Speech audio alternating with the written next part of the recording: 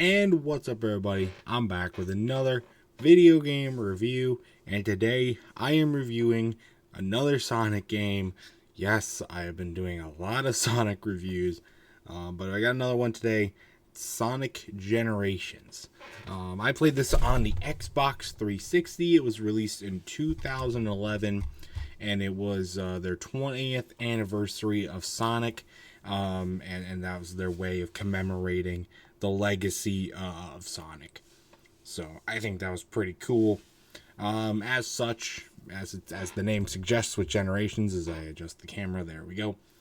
It's more collaborative effort between a lot of the different generations, hence the name of the game, of Sonic games over the course of the lifetime of the series up until this point. I mean, this game is 12 years old by now. Well, probably maybe 13 by the time this comes out. But yeah, so it's been around for a while, but still pretty cool. And also a very highly regarded Sonic game.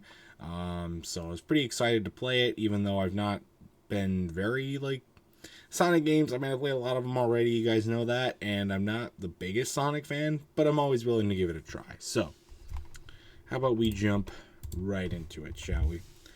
First off, let me just get right off the bat and say that I have a lot of the same gripes about this game as I have for other Sonic games. It's just a lot of pressing buttons and not really doing a lot else, especially in this game. With the lock-on function, which I'll get to a little bit later, or the hone-in thing, or whatever they call it. Just very fast-paced as well, which is not as much of a problem in this game because I didn't have as much problem with running into enemies all the time because there weren't as many, or they were easier to avoid because of being 3D and stuff like that. But there also weren't as many in the levels, but you still sometimes I saw myself doing that, or it was just like I couldn't figure out where to go and stuff like that. It's just moving a little too fast. And again, don't do a whole lot of actual gameplay, and that's kind of a gripe that I've had about the Sonic franchise as a whole, not just this game. But just wanted to get that out of the way right away. Well, let's talk about some other elements that this game has or introduces. First off, older Sonic, the older, new, from the original games. I said in my review of Sonic Forces that he was not really necessary in that game. I didn't think he was very well implemented. This game, however, I thought he was very well implemented.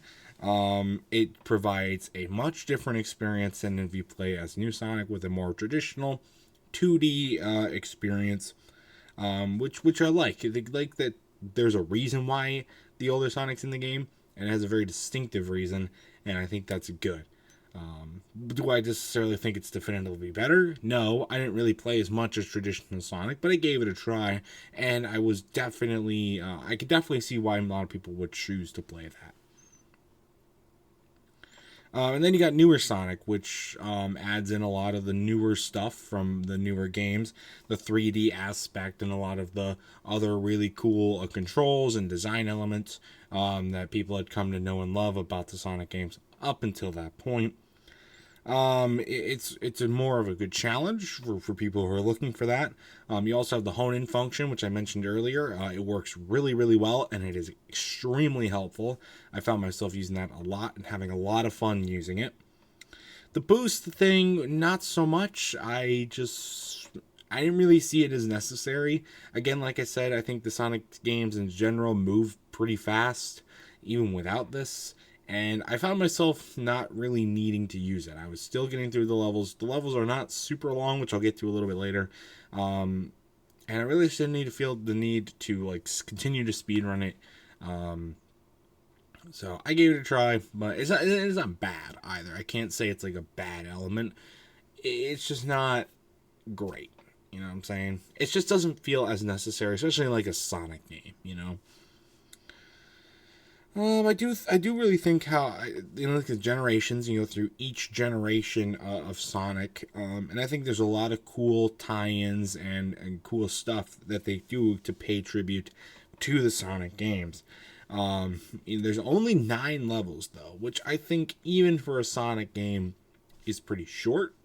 I don't know. I feel like, especially nothing like this. There's up to this point, there's been a lot of Sonic games on the Sega Genesis, all the way up to after Sega went defunct and beyond. And so, well, I guess they stopped producing consoles. I mean, you got the original era, you've got the Dreamcast era, and then you have like the new era with the 360 and stuff. And there's 3 levels for each generation. And I think that's cool, but also like that it just felt like they had to compromise a lot, especially when you have a level throwing back to Sonic 06. Why do you have a level throwing back to Sonic 06? You have 9 levels, so many Sonic games to work from, and you choose one from Sonic 06. Seriously? Holy crap. That was not... I don't know who was thinking that. Maybe they just ran out of options with the guidelines that they had set. Just did not make a lot of sense why you put that in there. But anyway. However, I talked about levels. There's not only 9 of them. And if you just go through and beat the levels and beat the bosses and stuff, it doesn't take you that long. It's a pretty short game. But however, there's so much more to explore in the levels than in some past Sonic games, in my opinion. There's a lot more to explore, a lot more to collect, and a lot more to do, and it really encourages repeat playthroughs of the game, which is great, because there's no way in hell that you're going to get everything on a first playthrough of this game. Not even close.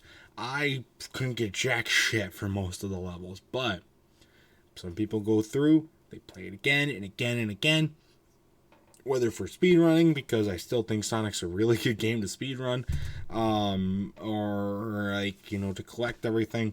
There's so much to do and everything to do. And I think that adds a lot more playtime onto the game as well. And replayability is always a great thing to have with the game. There's a lot of good mix of a lot of the classic elements, plus new stuff, with, like I said, with the generations and stuff, and also having the old Sonic in there and the new Sonic, and how they kind of work with each other and collaborate for a really good overall game experience, and it keeps things fresh. There's a lot of stuff that, some Sonic games felt a little too gimmicky. They kind of go back to basics while also still sprinkling in some new stuff there as well. So I like that. And then also, you can just unlock and play the very first Sonic game in the game. If this game was released today, like say they did this for a 30th anniversary, like a couple years ago, this would have been DLC. But they made it free in this game. You gotta work for it, obviously. But you can play the first Sonic game. I just think that's insane that you can do that. It's really cool. And you get the chance to do that. And that's really all I had for notes. For overall, this is a fun game. Probably one of my more favorite Sonic games. That's not really saying much because I'm not the biggest Sonic fan in the world, and it's just hard to get behind something when you already have such a preconceived notion about it. But still really did enjoy this game and would highly recommend picking it up if you get the chance to play it, whether you play it on 360, PS3, or some other system. I don't remember what other ones are released for. Probably the Wii as well. I would not be surprised. But anyway, that's going to do it for this game review. My final score for Sonic Generations, I'm going to have to give it an 8 out of 10, which is pretty good for a Sonic game in my ranking. So that's good job. Good work there. So good work. And that's going to do it again for this review and this video. So stay tuned for much more amazing content. If you've played Sonic Generations, I'd love to know your thoughts about it in the comment section down below. Once again, that's going to do it for this video. Stay tuned for much more amazing content, including more video game reviews and other awesome stuff. And until next time, I'll see you guys later. Goodbye.